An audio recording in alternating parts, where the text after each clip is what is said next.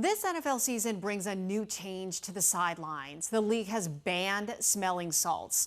Smelling salts has been commonly used for years for quick bursts of alertness and focus, but these ammonia-based inhalants are now under intense scrutiny. So joining us now is Amit Damara, Clinical Director of Scottsdale Recovery Center. This is so interesting. Why the change after so long?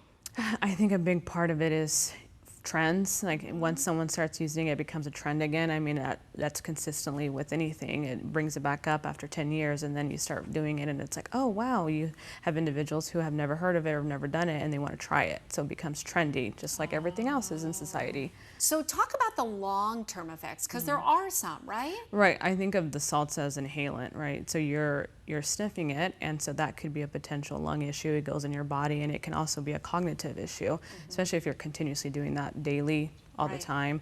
It's chemicals that you're inhaling, and so after a while, there could be long-term cognitive issues.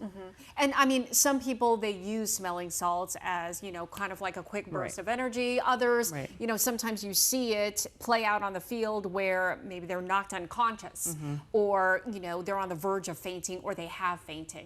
It's kind of like a quick wake me up. If they don't use something like that, well, then what's the alternative? Well, I think that's something to look into, and I feel like that's why this is so new. Like everyone's kind of like, what is this? What's going on? But they know it's an issue. But when you look at like research, it's very short. Like it's very new. So there's not enough research to really look into it, besides the fact that there is potential issues that can be happening, exactly like inhalants, like dust offs, all of that can be long-term, like can affect you long-term. And can it be addictive? I would say so. A dependency, when you're dependent on something that is giving you that high almost, I consider that to be like with that alertness and that constant energy, you get addicted to that feeling, and that feeling can cause dependency on it. That's interesting because, there's been a lot of pushback. A lot of the NFL players, they're not happy about this because it's, they've used it for so long. This is, what happens when, like, if something bad happens, again, if they faint, if they're knocked unconscious. But I was reading too that when you're using these smelling salts, that can also have some kind of effect on,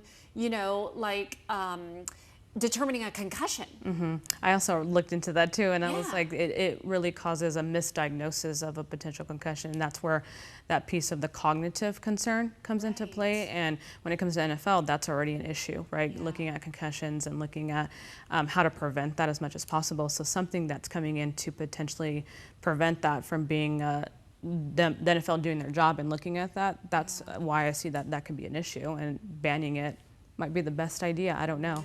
Well, I think the conversation is just now starting, and we'll look into maybe some other solutions down the road. But thank you so much, Amit, for coming in. We appreciate the conversation. Thank you for having me. All right. So